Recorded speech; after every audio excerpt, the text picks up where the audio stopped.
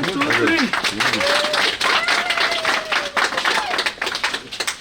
Good. Coffee. Asante sana. Oyele. So. You are in? PP? PP1 where?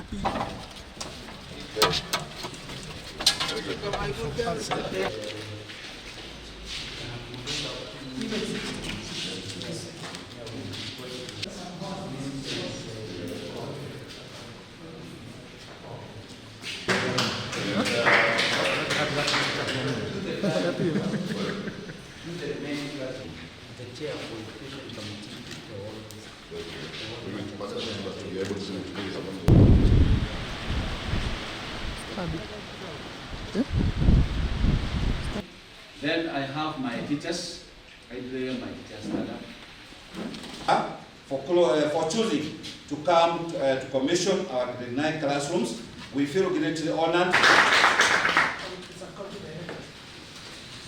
This county has 3 sub-counties. And these 5 sub-counties in phase 1, that they are going vertical rather than horizontal like this one. Tayari kwa watoto wetu kwenda grade 9 bila shida yoyote kwa mambo ya madarasa.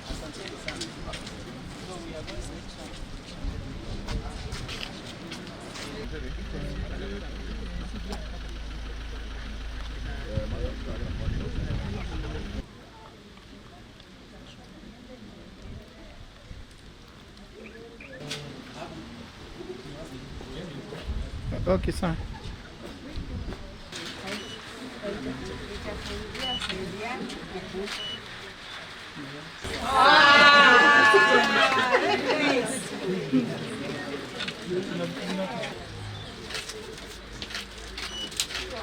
Hey, we clap, my friends.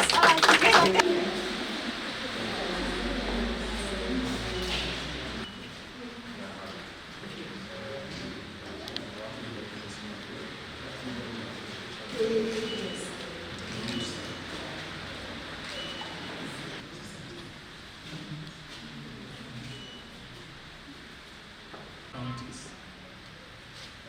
And these projects are being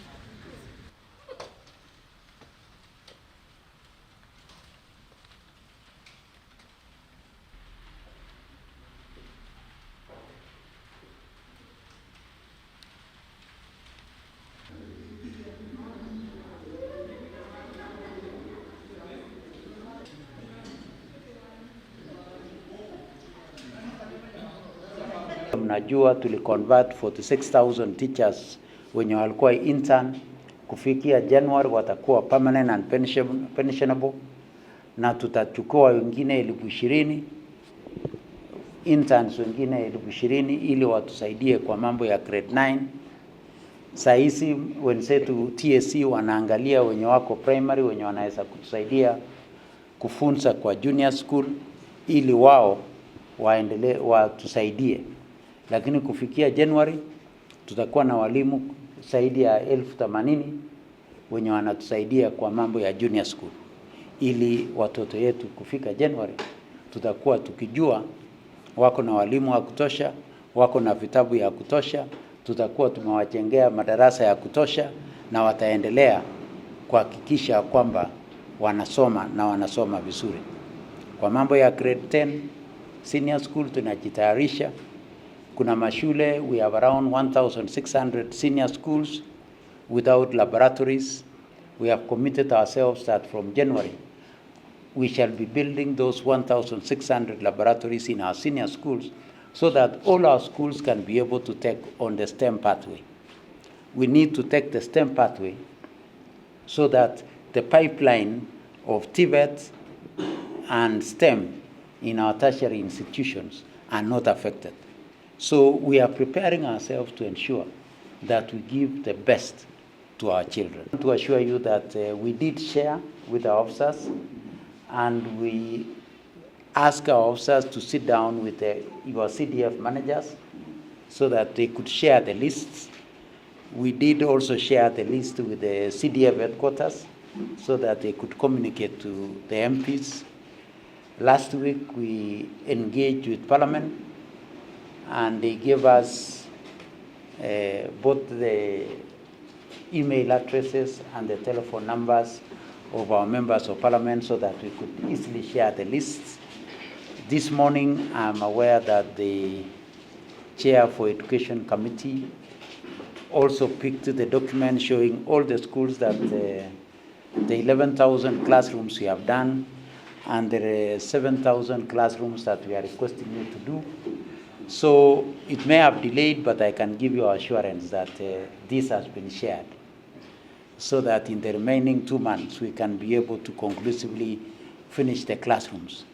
But I can report that the 11,000 classrooms that we committed ourselves as government to do, Ministry of Education really, that they are already being done, ranging from 40% all the way to 100%, including the one we are commissioning today, which is at 100%. And we have already requested through CDF headquarters and through the Parliament leadership system, requesting our MPs to assist us also on oversight so that we can be able to fast track the completion of the classroom. But we are assuring all of us that we are ready for grade 9 in January. 11,000 classrooms are already being done by the ministry. We did give CDF 3.4 billion shillings, and CDF committed to match for every shilling that was given through the government. There were members of Parliament committed to match shilling for shilling, and therefore they'll be able to do for us another 7,000 classrooms.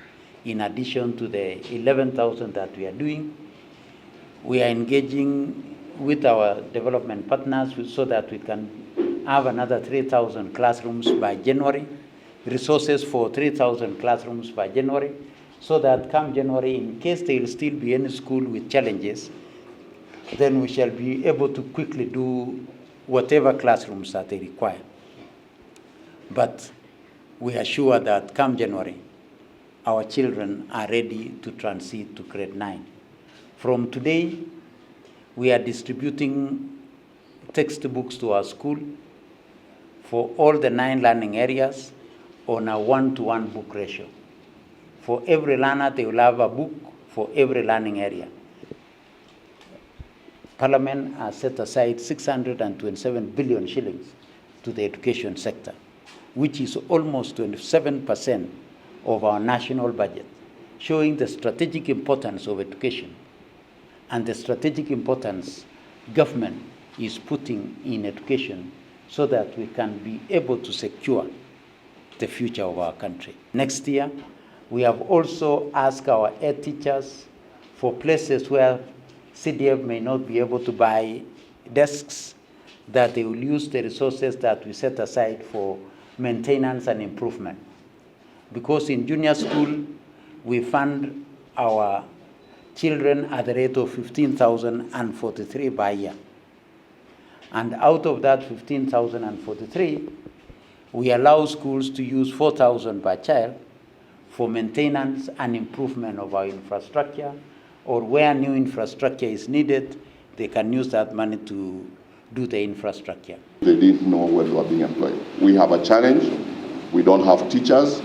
In our primary schools, we are talking about, in our secondary schools, we are talking about close to 100 teachers that we need in our schools. The last time we talked with you, I went to TSC. We had 13 primary schools with no head teachers. When I went there, they were posted in about a month or so, we had enough teachers. But a month later, 12 of them had already been transferred. Sub-County Director of Education and TSC, I think it's important to note this. Teachers come here and complain about weather and many other factors. And immediately they're employed, they start looking for transfers. So you have had that challenge.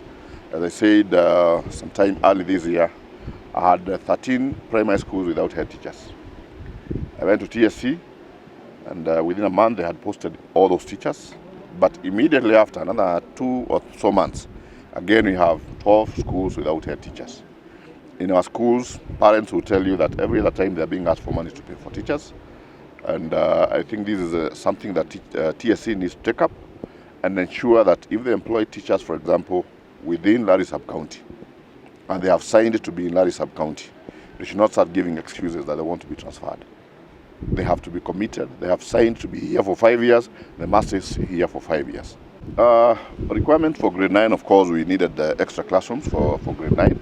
And as you can see, through the Ministry of Education, we have several classes being constructed. CDF is coming in to bridge the gap that is there. And we can assure parents and pupils that by January, we'll have enough classrooms. The only challenge that we're having is that schools that are very far from the secondary schools will also need laboratories. For example, in Larry, we have close to 30 schools that do not have secondary schools next to them. So we need to construct laboratories. That's one of the challenges that we're having currently, because we have to do the classrooms, we have to do the laboratories, and as I said, in Larry Sub-County, we're also doing the lockers and the seats for the pupils. So we'll need the ministry to come in also to assist, and especially on the issue of the laboratories. And some schools that, probably I would say did not need. Kemenda is not one. Kemenda really required what we have. We're given classrooms. And all we're asking from my office is that we have proper communications, that we're able to know which schools got, which one did not get, so that we're able to come in and be able to assist to construct classrooms in those areas. As I mentioned in the other area, we are providing through CDF, we are doing lockers for close to 3,000 students in all our public primary schools. The lockers and the chairs, already we have done our procurement, so we are in the process. And probably by the end of this month, we'll have delivered enough lockers and chairs for the students in grade 9.